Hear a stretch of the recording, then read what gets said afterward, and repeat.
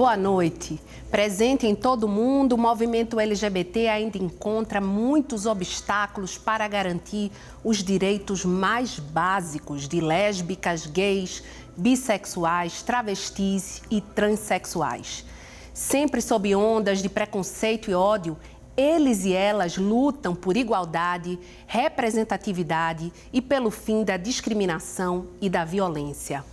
Enquanto o Poder Executivo festeja meninos que vestem azul e meninas que vestem rosa, o Brasil segue sendo o país que mais mata LGBTs em todo o planeta.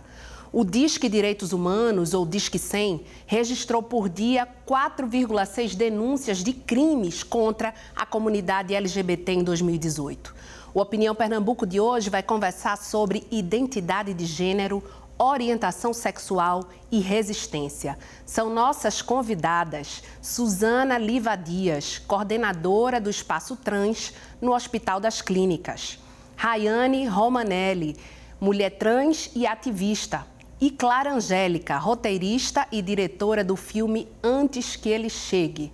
Você pode participar enviando perguntas ou comentários para o número do WhatsApp. Anote aí, 81988307098. Não se esqueça de colocar seu nome e local onde mora no início da mensagem. Este programa também está sendo exibido pela internet no endereço fpe.br/NTVRU e também no aplicativo UFPE Play.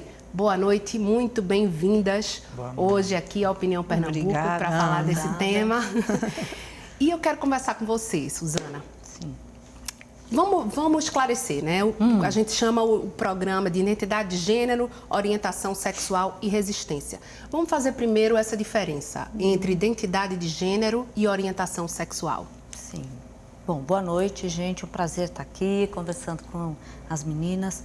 E é bem oportuno, né, que você traga essa questão para a gente fazer uma diferenciação, porque, na verdade, quando a gente está falando de uma população LGBT, a gente está falando de pessoas que têm uma orientação sexual, né, lésbicas, gays ou bissexuais. No caso, é a referência de uma pessoa em relação a outra que ela quer se relacionar, né? De quem ela gosta de namorar, digamos assim.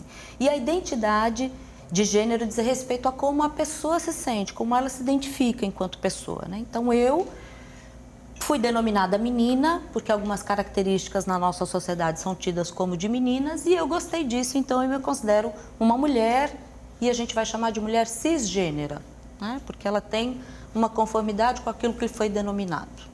Não sei se fica muito confuso, mas a gente vai tentando esclarecer. Mas basicamente é isso. Orientação sexual é com quem eu quero me relacionar, e isso diz respeito, né, a quem eu quero namorar, e a identidade de gênero diz respeito a como eu me compreendo enquanto pessoa.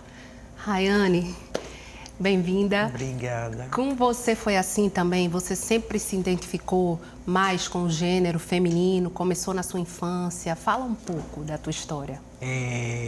A transexualidade, eu trouxe ela para minha vida há 17 anos, né?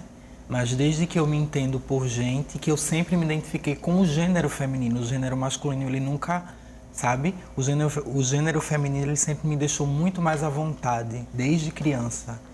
E com 14 anos de idade, eu resolvi assumir a minha identidade de gênero. Não foi assumir a minha orientação sexual, foi de imediato a minha identidade de gênero, porque era assim que eu me sentia bem em sociedade, entendeu? E foi muito difícil, a família, logo de cara? Inicialmente foi porque era algo que não fazia parte, né? Eles não tinham conhecimento. Antigamente era mais difícil se falar desse assunto. Mas, assim, eles super me apoiaram mesmo sem saber como fazer isso. E isso para mim foi muito importante. Eles não me puseram para fora de casa, como é o histórico de muitas meninas. Sim. Eles não sabiam o que falar, mas eles me acolheram. E isso, para mim, foi fundamental para uma construção de base, entendeu? Clara, bem-vinda. Obrigada, é um prazer. Muito obrigada. E antes que ele chegue, marca a sua volta na direção de longas, né? O que é que mais te motivou a fazer um longa sobre essa questão da dificuldade dessas pessoas? Isso foi um insight que a gente teve. Na verdade, assim, eu estou aqui representando uma equipe muito legal, assim, né, que comprou a ideia e foi à luta para a gente viabilizar esse projeto. Bom, mas o que mais nos moveu foi realmente o momento que o país está vivendo, o momento que as pessoas estão sendo suprimidas dos seus direitos de ir e vir onde bem que queiram, né? E o filme, a gente pensou em fazer um recorte de gênero. A gente está falando de gênero agora, então a gente pensou em fazer um recorte de gênero, falar das meninas bissexuais, das meninas lésbicas, das meninas travestis e transexuais, né? O que motivou, assim, o filme foi a corrida aos cartórios para o casamento homoafetivo e para a retificação de nome, né? Porque existia uma movimentação muito grande no país inteiro com o medo da perda dessa conquista, né? De você se casar com quem você bem entendesse e de você registrar oficialmente o nome que você quer ser chamado. Então, esses foram os motivos que nos moveram em direção do filme. E o trabalho lá no HC? Fala um pouquinho do que é oferecido para o público, como é que isso ocorre, se tem que ter uma idade mínima. Então, na verdade, assim, o trabalho no Hospital das Clínicas, que a gente vai chamar de Espaço Trans, é um trabalho que está voltado para tecnologias possíveis, né? Um trabalho mais específico para a população transexual e travesti, homens e mulheres, que acham que algumas adequações corporais são interessantes na sua vida. Então, a medicina tem algumas tecnologias capazes de ajudar nessa adequação e na harmonização para que as pessoas possam vivenciar e serem legitimadas, inclusive, no seu gênero, né? Então, mulheres trans querem, por exemplo, colocar próteses mamárias, homens trans, ao contrário, querem retirar os seios, que é um marcador muito do feminino. Então, é um trabalho que funciona desde 2014, credenciado pelo Ministério da Saúde, mas existe já uma história anterior de algumas pesquisas, uma pesquisa especificamente, que tratava também de cirurgia de transgenitalização. Hoje, o trabalho é voltado para uma atenção integral, para essas tecnologias de mudança, mas uma visão no sentido de também oportunizar discussões, oportunizar que a gente possa entender um pouco esse contexto que está vivendo, né? Oportunizar um pouco a ampliação de termos como saúde, cuidado, né? Para que a gente possa, de alguma maneira, dialogar com a sociedade e entender o que acontece, porque o filme de Clara vai trazer essa dificuldade que a população trans vem vivenciando, não só hoje, mas hoje está recrudescendo, inclusive porque a gente está com um governo, né, que estimula que essas pessoas, de alguma forma, sejam mais excluídas, mais segregadas, né? Mais hostilizadas, né? Então, a gente vê hoje o desmonte de algumas leis, de algumas regulamentações, né? Que davam uma certa intimidade até para as pessoas, né? Uma certa desenvoltura de poderem conviver na sociedade de uma forma mais harmônica, menos vexatória, menos invasiva, né? Então, se a gente puder pensar, a coisa mais básica do mundo é o nome das coisas e o nome das pessoas. Então, a gente precisou ter uma discussão que recentemente foi definido, que é o uso indiscriminado do nome que a pessoa quer se nomear. Como é que foi para você, Rayane, essa questão? Você concorda com o que Clara colocou, com o que Suzana colocou agora? Concordo. Como é que você vem sentindo? Eu acho que a gente vem numa crescente lenta, mas a gente vem numa crescente bem interessante para o que nós tínhamos lá atrás, mas ainda temos muito que conquistar. Eu acho que o governo atual que nós estamos vivendo é algo que, se nós não colocarmos a nossa voz para fora cada vez mais, a gente vai regredir. É algo que, se não falarmos, a gente vai regredir, porque eles querem mesmo nos calar, né? E é bem complicado. Por isso, a importância do resistir, né? E, desculpe, né, eu falo que só, mas eu queria só relembrar uma questão aí, né? Que a gente está perdendo alguns dos direitos que foram conquistados a gente vem perdendo, né? E vem de alguma maneira desconstruindo o pouco que foi conquistado a duras penas, Exatamente. né? Então, na verdade, o que foi conquistado também não foi fácil. Não foi no fácil, grito não também, foi, né? exatamente. E aí é interessante a gente poder lembrar que essa história também já foi uma história de conquistas, de lutas, de muita luta, né? A gente vai falar também da possibilidade dessa perda ou não dos direitos. Agora, no teaser, que é como a gente chama, antes de um filme ir ao ar. Um trailer, um teaser. Isso, que a gente vai assistir daqui a pouquinho, no segundo bloco. Antes até de entrar, eu queria frisar essa questão, que todo tempo as pessoas que participam falam medo, medo, medo, medo. Eu tenho medo que vai acontecer, eu tenho medo, medo muda destinos. Fala um pouco, Clara, como é que foi ouvir essas pessoas? O que é que foi mais marcante desses depoimentos? Assim, foram dias assim e meses, na verdade, porque a gente trabalhou entre dezembro e fevereiro, um pouquinho de março, na captação das imagens, porque a gente fez os casamentos. Na verdade, a corrida aos cartórios, tanto para casar como para retificar, é a nossa base da narrativa.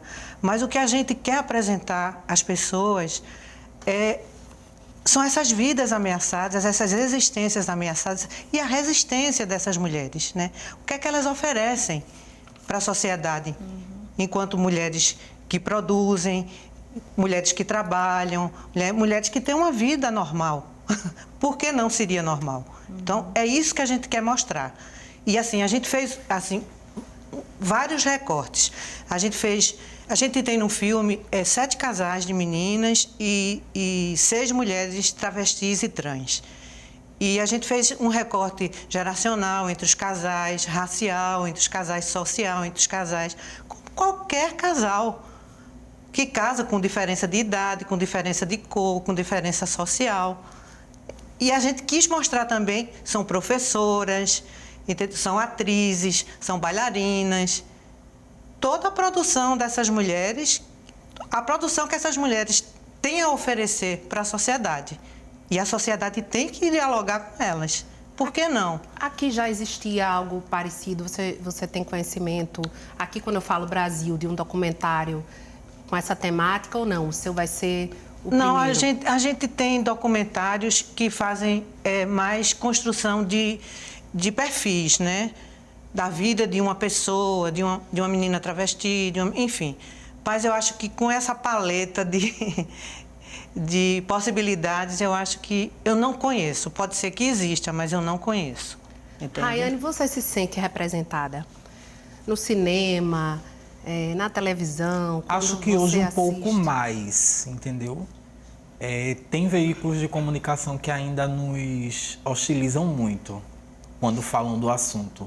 Mas hoje eu acho que se fala mais sobre transexualidade, bem mais do que se falou lá atrás. Então eu acho que isso é importante, isso é um ganho. Entendeu? Como eu falei, ainda é pouco, mas é um ganho. Você sente que já está começando a abrir já está esse se abrindo. espaço? A televisão, os meios de comunicação de modo geral, eles estão abrindo a mente para o assunto e estão dando mais voz para o público. Agora, Suzana, eu queria saber se o HC é o único que faz esse tipo de cirurgia hoje aqui em Pernambuco. Sim, na verdade... Quantas pessoas vocês conseguem atender por ano, se vocês têm essa estimativa? Bom, na verdade, a gente iniciou, em 2014 éramos os únicos, né, que estavam envolvidos nesse cuidado. Depois a gente viu a abertura de iniciativa tanto da Prefeitura do Recife quanto do Estado, né? Então a gente tem hoje o CISAM, a gente tem hoje o ambulatório LGBT dentro da Policlínica Lessa de Andrade, a gente tem o Hospital da Mulher, que é parceiro em exames e também em cuidado à população LGBT, inclusive, né? Porque pode-se fazer algum exame, mas é muito mais específico para a população LGBT. Então, a gente tem algumas iniciativas, né? Agora, no processo cirúrgico, só o HC hoje a gente ainda está credenciado, né? Existe uma iniciativa aí do CISAM também, talvez outros, o próprio IMIP, né? Vinha falando, não sei como é que está, mas a gente fomenta, sim, né? Que outras serviços, eles possam também se responsabilizar e muito mais do que ter um hospital que realize e tal, a ideia é que a gente possa também fomentar nos profissionais de saúde essa responsabilização do cuidado da população, uma parcela que tem algumas questões específicas que não são difíceis, né? Porque, na verdade, são tecnologias que também são usadas em outras pessoas, não só na população trans, né? A gente estava falando um pouco antes sobre cirurgias, então é interessante dizer que também não é a cirurgia, é um elenco de cirurgias possíveis, embora muitas pessoas concentrem ainda a questão aí da intervenção com a população trans, a cirurgia da genitália, né? Sim. Então, essa também é feita e, por enquanto, só o HC responsável. Qual a diferença dessa? Vou aproveitar aqui que você já entrou no assunto dessa cirurgia da genitália de outros procedimentos. Explica um pouco para a gente. Pois não, veja só, na verdade a gente tem uma portaria regulamentadora que é a 2803, foi editada em 2013, na verdade ela já foi, né, um incremento de uma portaria anterior que regulamentava minimamente aí o SUS como um responsável pelo cuidado da população trans e a população trans com suas especificidades, né? Então foi um momento importante, fruto da luta, mas fruto também de uma responsabilização momentânea ali, né, de uma gestão que via também a importância de poder ter esses diversos olhares para responder às diversas demandas.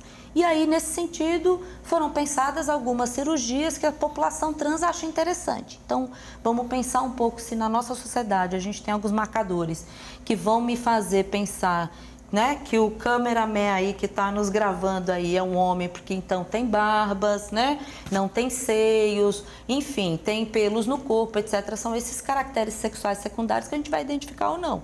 Então, o homem trans, aquela pessoa que se entende homem, vai querer tirar ou colocar algumas coisas no seu corpo, no caso. Com a hormonização, pode adquirir barba, uma voz mais grossa. Com a cirurgia, pode retirar as mamas e pode retirar o útero, né? Ovários e útero. Então, essas duas cirurgias são cirurgias super comuns. Elas são realizadas não em homens trans comumente, mas em mulheres cis, né? Então, várias pessoas já fizeram esterectomia, várias pessoas precisaram retirar a mama por conta de alguma, né, alguma questão aí oncológica, por exemplo, ou homens que têm um desenvolvimento maior na mama, faz então, também, né, a retirada da mama. Fazem esses a gente faz, mas faz no sentido também, sobretudo, de responder à população trans. Então, as cirurgias, elas são conhecidas, mas elas são realizadas porque tem desejo. Então, a gente também, só para... Desculpe. Tem a tireoplastia, que é para as mulheres a suavização do pomo de Adão. Tem a prótese mamária, que é a colocação de, né, mamas de prótese mamária. E tem a transgenitalização, que é confeccionar uma genitália, vulva, por exemplo, a partir do pênis. A gente só faz essa, tá? A gente vai conversar daqui a pouquinho mais sobre esse assunto. Hoje a nossa conversa é sobre identidade de gênero, orientação sexual e resistência. Voltamos já.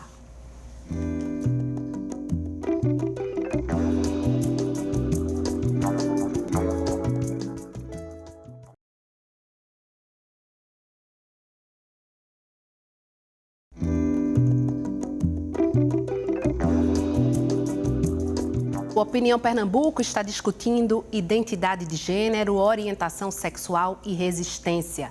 Para participar desta conversa, convidamos Suzana Livadias, coordenadora do Espaço Trans no Hospital das Clínicas, Rayane Romanelli, mulher trans e ativista, e Clara Angélica, roteirista e diretora do filme Antes que Ele Chegue. Você pode participar enviando perguntas ou comentários para o número do WhatsApp. Anote aí, 81988307098. Não se esqueça de colocar seu nome e localidade onde reside no início da mensagem. Este programa também está sendo exibido pela internet no endereço ufpe.br/NTVRU e no aplicativo UFPE Play. Então, para dar mais pano para a manga, a gente vai chamar um pedacinho do trailer aí do filme de Clara Angélica. Vamos ver. Um filme que fala sobre as vidas ameaçadas das mulheres lésbicas, bissexuais, trans e travestis com a chegada de Bolsonaro à presidência do Brasil. O Bolsonaro, ele não chega onde ele chegou de qualquer forma. Ele chega porque existia um processo histórico que veio traçando um caminho não só para ele, mas também para a família dele que está toda na política e que permitiu, minimamente, que ele conseguisse cumprir com um projeto que ele tem, que é um projeto neoliberalista, que é um projeto que vai ameaçar não só as vidas trans e travestis, mas o Brasil.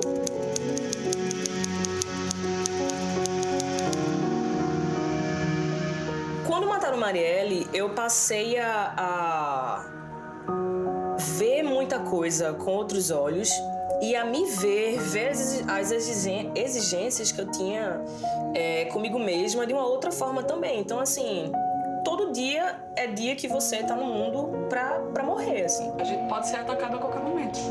Essa é a realidade da gente. A gente tá com medo de não conseguir ficar no país, digamos assim. A gente tem medo de não conseguirmos ser reconhecidas como um casal, de não conseguirmos sermos reconhecidas como profissionais. Foi um avanço, né, essa possibilidade de retificar o nome em cartório, mas assim, tem que vir integrada com outras coisas, né, com outras políticas, porque o nome só pelo nome, né, nada importa se a vida da pessoa está correndo risco. Pior do que a perda de direitos, de como vai ficar o clima na sociedade de ser uma família de 2 mulheres e uma criança. Para esse governo, a gente não é família. Por mais que exista um amor, por mais que exista uma educação, por mais que exista 2 crianças. O maior medo é de ela estar num movimento desse e de repente ser presa e ser espancada e vir a morrer. Acho que o meu maior medo é voltar para o silêncio.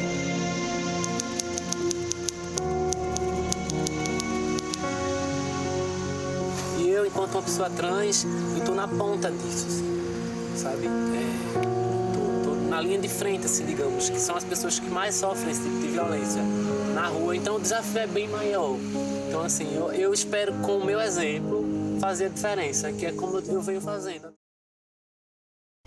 Acho que uma fala muito forte, não sei se você vai concordar comigo, todas são muito fortes, mas aquela hora que ela diz assim, para esse governo nós não somos família, né, Clara? Foi isso que você encontrou? Foi, essa tônica foi essa. É um misto, assim, de indignação, de medo e de resistência, né? Isso que moveu o filme o tempo inteiro.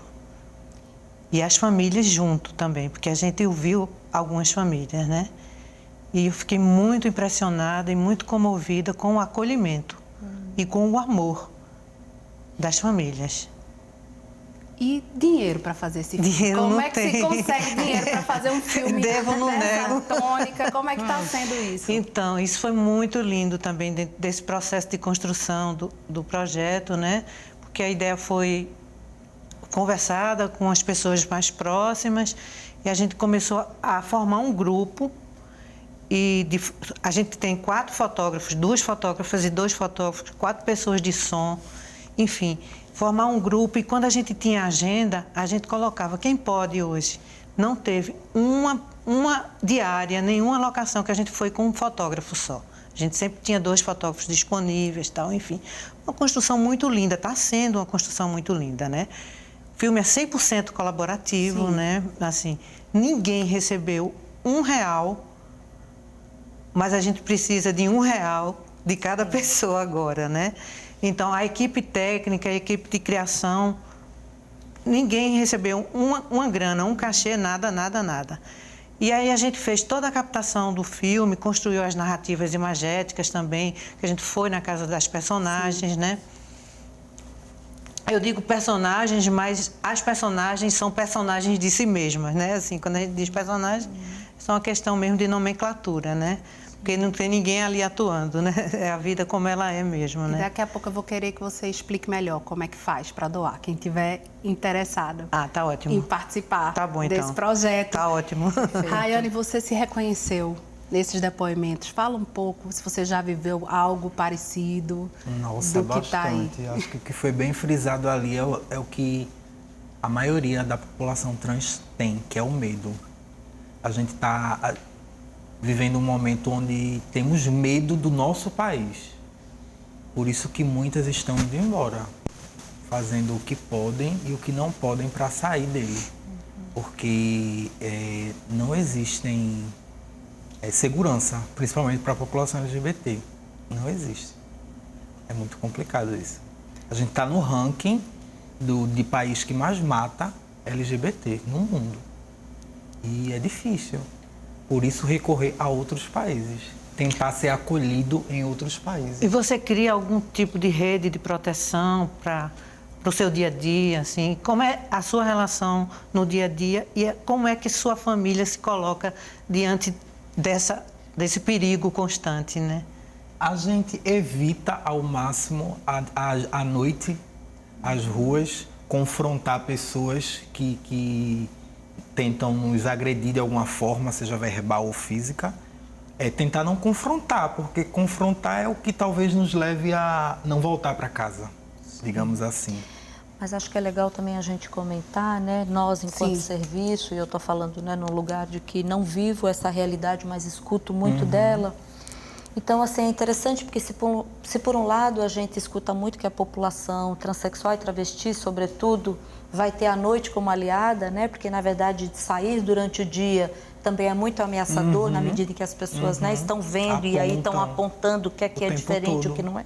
E em função dessas diferenças também se sentem muito à vontade, né? Para, enfim, para deslegitimar aquela existência, para maltratar. Por outro lado, a gente está vendo que as pessoas também estão evitando sair à noite, né? Então, qual é o momento que vai se viver, Exatamente. né? E aí a gente vem, de alguma maneira, fortalecendo também um pouco a discussão, sobretudo, porque o que a gente percebe é que é uma existência que, como eu falei, retrocedeu agora, mas que isso está presente na vida das pessoas trans, LGBT e, sobretudo, trans há muito tempo, né? Então, a gente pode até dizer que, de alguma maneira, já também desenvolveram uma resiliência, né? Uma resistência também que nos mostra que é importante estar se protegendo, mas é importante também estar se fortalecendo no sentido de entender os direitos, né? De contra-argumentar em algumas situações, né? Em função do seu direito, em função do seu lugar como gente no mundo, né? E talvez fortalecer, não sei, pequenos grupos, não sei exatamente qual seria a tática, a técnica. Essa rede de proteção. Mas de alguma maneira, sim, né? Entender que há uma rede de proteção possível a ser construída, nem que seja essa, de vamos sair duas, três pessoas juntas, né? Vamos se ligar uma para outra, vamos, sei lá, pegar o táxi quando chegar em casa. Então, a gente também já vai exercitando um pouquinho isso, né? Em todos os campos. Acho que nós, enquanto mulheres, também a gente tem muito isso, né? Nós também vivenciamos uma violência de gênero que passa por essas microestruturas aí que a gente vai criando, né? Então, quando a gente diz ninguém solta a mão de ninguém, é de alguma maneira reforçar esses elos possíveis que a gente consegue fazer para dar conta de uma estrutura que vem legitimando governamentalmente, né, o descuidado, o descaso com a população LGBT como um todo, né? Você fez essa pergunta a ela, né, da rede, de como ela se protege. Você sente também, enfim, por estar nessa pesquisa, que os movimentos se enfraqueceram também mais de alguma forma ou não? Está acontecendo justamente o oposto? Eu acho que a gente está cada vez mais forte. Todos os movimentos, independente do segmento, eu acho que esse é um momento que a gente está mostrando a que veio, sabe? Todo o ativismo que esse governo de Bolsonaro quer destruir está ficando mais forte, mais consistente e estamos avançando aí. Vamos avançando com tudo. Tem essa questão de que, bom, estava para ser votado, semana passada houve, né, essa questão da criminalização, finalmente, que já vem há tantos anos. Deu uma pontinha de esperança, Rayane? Como é que foi para quem está esperando por isso? Trouxe até uma sensação de, talvez agora as coisas mudem, talvez agora eu não precise mais sair do meu país por conta da criminalidade com relação ao público. Aí me vem esse almoço, jantar, bom, foi sei lá o que foi café da manhã ali café da manhã. Interrompeu, foi adiado. Não se sabe até quando. Mas deu um certo alívio, né? Até que o decreto seja oficializado lá, deu um certo alívio. Inclusive, essa corrida assim, aos cartórios, antes da posse desse atual presidente, é muito mais assim, pelo que a gente vive e convive, é muito mais em função de perder a conquista, porque isso não é lei, não é? Não está assegurado numa lei. Nada está assegurado, nem o casamento, nem a retificação. Isso tudo está no nível da jurisprudência, né? Então, a qualquer momento, isso pode ser pauta do Congresso, né? Então...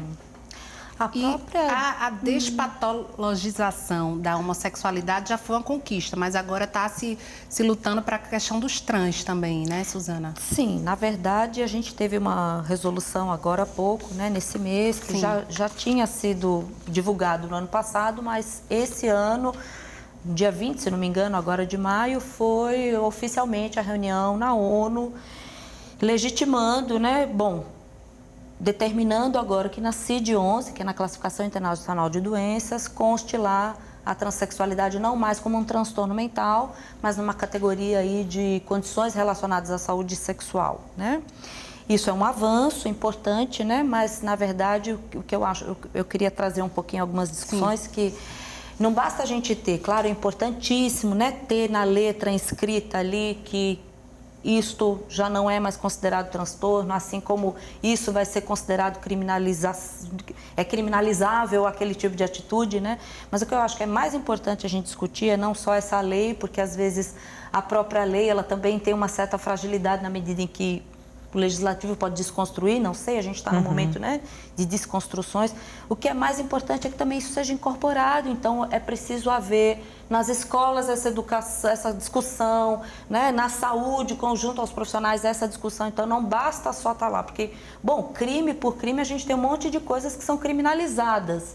E nem por isso, né, os homicídios, por exemplo, não diminuíram. A gente teve 64 mil feminicídios no ano passado, que já foi considerado crime, 62 mil homicídios. Então, o fato não é só criminalizar. Claro que é importantíssimo, porque, de alguma forma, traz aí para a discussão da sociedade e fica oficial, nivela isso, nivela em algum lugar, olha, existe aí um parâmetro, até aqui a gente pode, daqui para lá não pode. Mas não se basta, né? Como foi para você, Rayane, a questão da mudança do nome? Você estava falando aqui para a gente que ainda está faltando alguns documentos. Quando você chegou no cartório, você já tem esse direito. Mas quando você chegou no cartório para oficializar, né, literalmente, como é que foi o tratamento? Você acha que as instituições públicas já sabem lidar com esse público de maneira respeitosa? Alguns estabelecimentos, eles estão se adequando, entendeu? Para nos atender de uma forma mais... enfim, mais respeitosa, mas alguns outros não estão preparados para isso. Aí você vem a questão do nome social, aí te chama pelo teu nome social, porque isso é muito discutido, mas te trata no gênero masculino. Isso é muito complicado, entendeu? Você vai ter um atendimento pelo SUS, você já tem esse direito de ser atendida pelo seu nome social. Aí ele vai te chamar pelo seu nome social, mas no gênero masculino. Extremamente contraditório. Né? Eu queria fazer uma provocação. Desculpe, claro. Mas será que a gente precisa de tanta formação, de tanto preparo para chamar uma ela de ela? Exatamente. Você não tá dá vendo? para ver que é uma exatamente. ela, né? Então tem essa questão, que não é necessariamente o preparo, é a disponibilidade. A gente está falando de respeito. Gente que gosta de ser tratada, né, da forma como se entende. Então, se eu estou vendo, né, uma ela na minha frente, qual é o sentido de não chamar como tal, né? Eu acho que o que falta é isso, é respeito, né?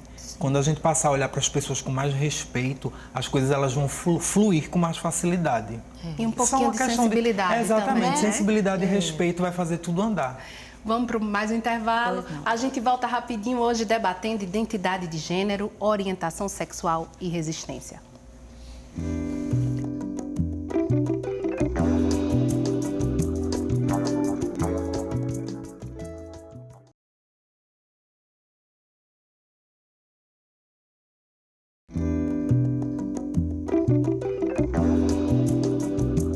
Estamos de volta com nossa conversa sobre identidade de gênero, orientação sexual e resistência, que entra agora no seu terceiro e último bloco.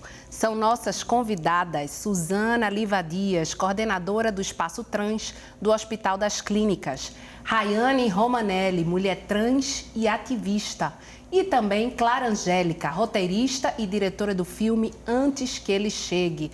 Você pode participar enviando perguntas ou comentários para o número do WhatsApp. Anote aí, 81988307098. Não se esqueça de colocar seu nome e local onde mora no início da mensagem. Este programa também está sendo exibido pela internet no endereço fpe.br/NTVRU e no aplicativo UFPE Play. Eu acabei de falar, para quem quiser participar, daqui a pouquinho eu vou ler uma pergunta, como é que faz? A gente dá o WhatsApp, o FPE Play e para colaborar com Antes que Ele Chegue, Clara. Ai, meu Deus. Como é que faz? Então, hashtag como faz? Como a gente falou no bloco anterior, nós estamos fazendo um filme 100% colaborativo. Só que a gente chegou num momento do fazer do filme que a gente precisa de dinheiro. E a gente vai continuar nesse processo colaborativo. A gente abriu uma página no crowdfunding, que é www.antesquelechegue.com.br, onde as pessoas podem acessar a página e tem um teaser da página, tem informações sobre o filme e tem metas, né, a serem alcançadas. As pessoas podem colaborar a partir de R$1, depositando direto na conta, e a partir de R$25 tendo recompensas, né?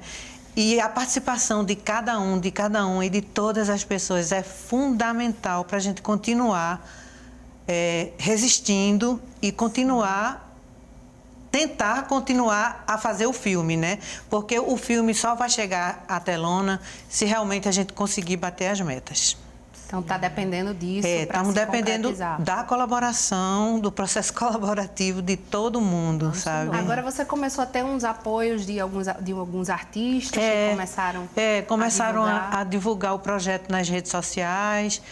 E a gente também começou a participar, por exemplo, de programas como esse.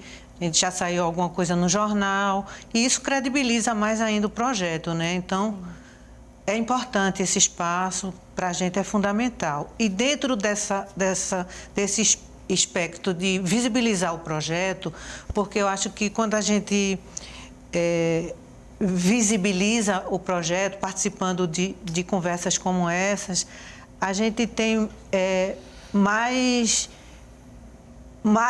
força para ganhar as mãos, né, para a gente se unir. Nesse sentido, a gente foi convidado para participar quarta-feira de uma roda de conversa num local muito legal que chama Câmara 2. Câmara 2, Tiago. Que chama Se Inspire, que é na Praça do Arsenal.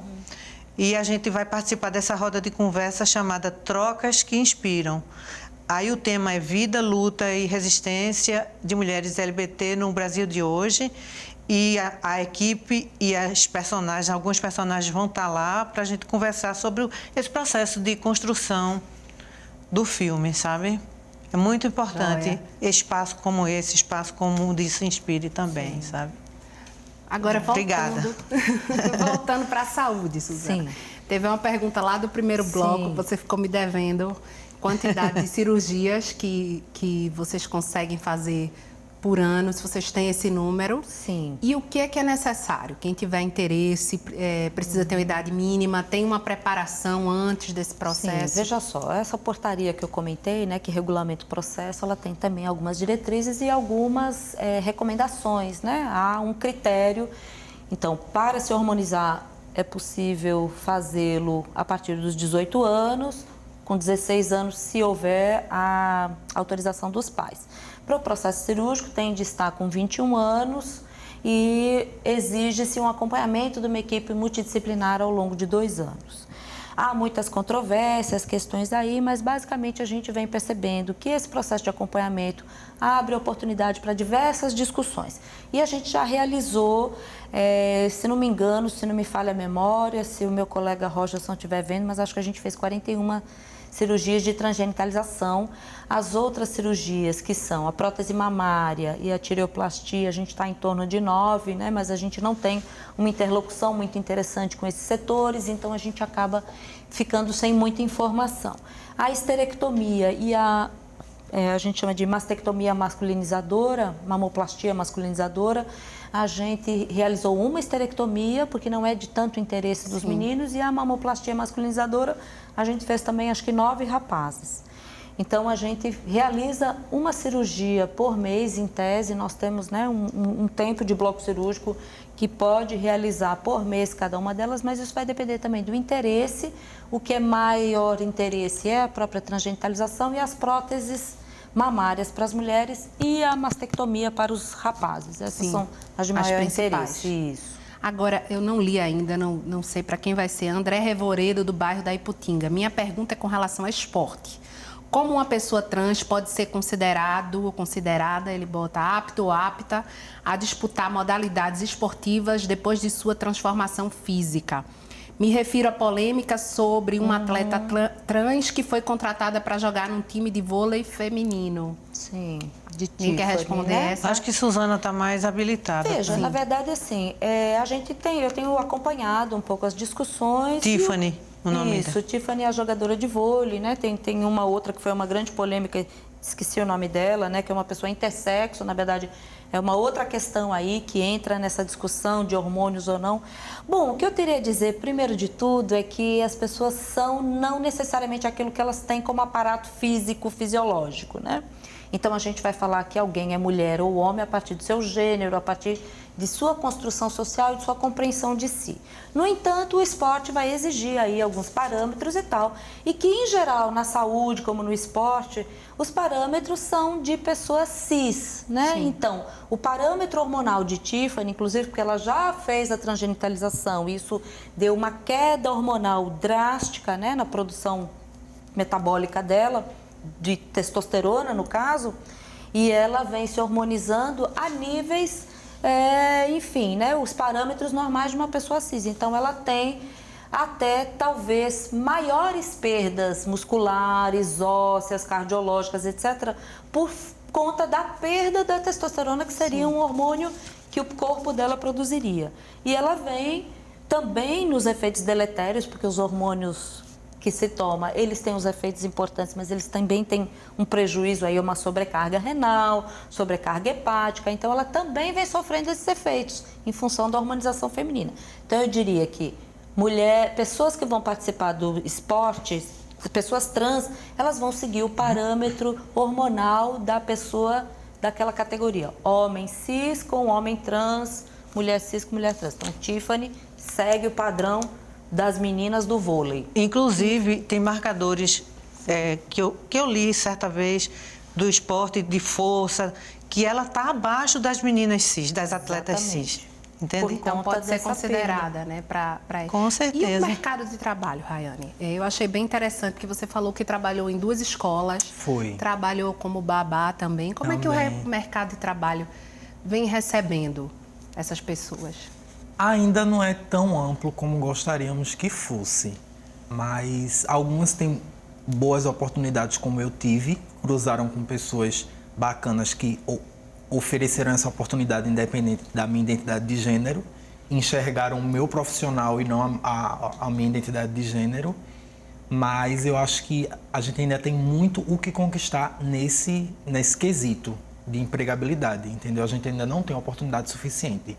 As empresas ainda enxergam primeiro a nossa identidade de gênero para possivelmente depois enxergarem o nosso profissional, o nosso perfil profissional.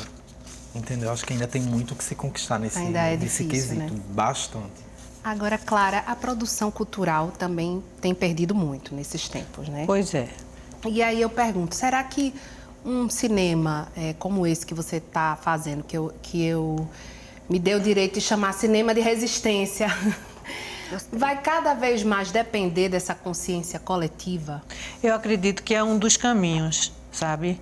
Porque a gente está, assim, perdendo todas as conquistas, todos os direitos e conquistas que a gente sedimentou ao longo de anos e anos e anos.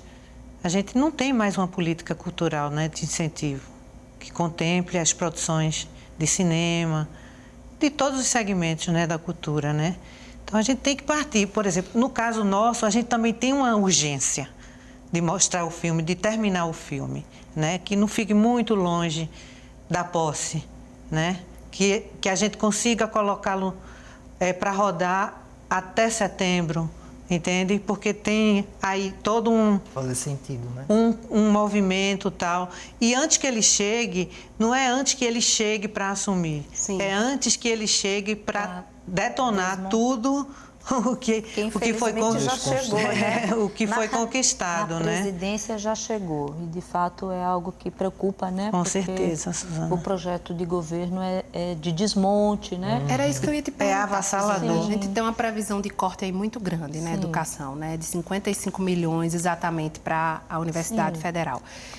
Está havendo algum, para usar uma palavra que foi bem usada aqui no início, está havendo algum medo de que esse espaço também deixe de existir ou que não exista mais tantos profissionais voltados dentro do hospital para atender esse público? Sim, na verdade, eu acho que desde sempre a gente teve essa questão no ar, porque a gente não sentia e não sente muito envolvimento dos profissionais, né? Então, como eu falei, é algo que precisa sair da letra fria e ser introjetado no profissional como mais uma possibilidade de cuidado, mas não acontece. A gente percebe que dentre os profissionais, a gente tem a questão aí de um critério pessoal, moral, né, e religioso, que ultrapassa aí a responsabilidade sanitária que aquele profissional teria, né?